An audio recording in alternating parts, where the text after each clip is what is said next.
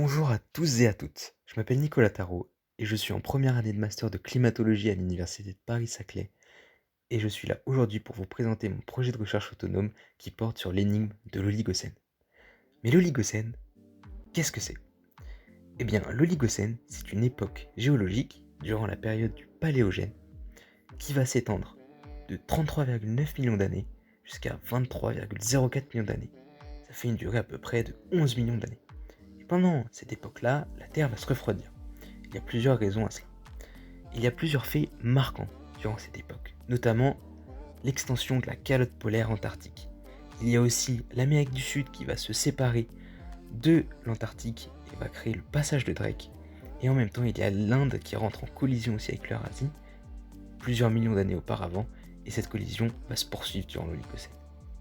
Mais alors quel est le problème? Un problème de thermostat.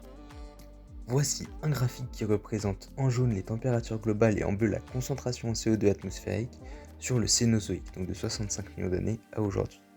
Et globalement, on voit une chute des températures jusqu'à 30 millions d'années, puis on voit une légère augmentation jusqu'à 15 millions d'années.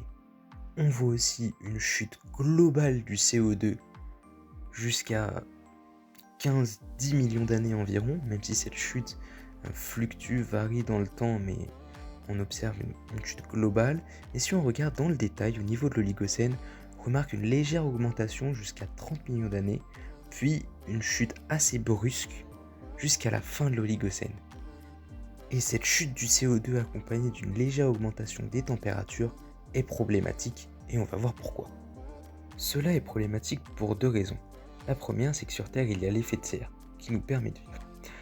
Le Soleil envoie des rayons au niveau de la Terre, et puis la Terre va renvoyer une partie de ce rayonnement sous la forme d'un rayonnement infrarouge. Ce rayonnement infrarouge va être capté par les molécules de CO2 présentes dans l'atmosphère qui elles-mêmes vont renvoyer ce rayonnement, et une partie de ce rayonnement va être envoyée vers la surface de la Terre, ce qui va contribuer à augmenter les températures de surface de la Terre. Il y a un deuxième effet qui est l'albédo. Sur Terre, il y a différentes surfaces. Le Soleil va envoyer un rayonnement vers ces surfaces, puis ces surfaces vont réfléchir ce rayonnement incident de manière différente. Pour vous donner un ordre d'idée, une forêt va envoyer près de 20% du rayonnement incident alors que la neige fraîche 80%. Ce phénomène doit donc refroidir le système. Or, c'est problématique ici parce que les températures sont stables et le CO2 diminue et on a la calotte glaciaire antarctique qui prend le pas. Donc notre système devrait se refroidir, mais ce n'est pas le cas. Changeons donc d'échelle pour y voir plus clair. Mes recherches s'orientent vers la reconstruction des températures de surface de la mer.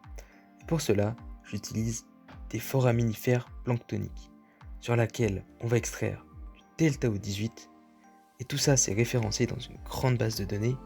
Puis après je vais devoir faire des choix d'espèces, de facteurs de correction, je vais obtenir du delta O18 corrigé, et après tout ce processus-là, j'obtiens enfin les températures de surface de la mer. Bien évidemment, tout n'est pas aussi simple, il y a beaucoup d'incertitudes, notamment sur les facteurs de correction. Il y en a un seul pour chaque espèce, ça dépend du lieu de vie, et c'est peu recensé dans la littérature. La deuxième source d'incertitude, c'est l'oxygène 18 de l'eau de mer. C'est très incertain, sa valeur pour des époques passées, il change au cours du temps et il est instable lors des périodes glaciaires.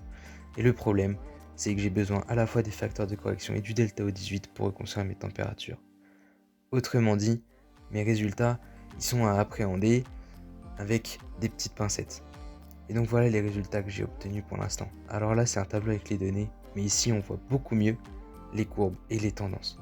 Et donc en rouge il y a les basses latitudes, en bleu les hautes latitudes et en vert les moyennes latitudes. Et on remarque une tendance assez générale avec à 27 millions d'années les températures très basses. Et ça correspond dans la littérature au maximum de l'extension de la calotte antarctique.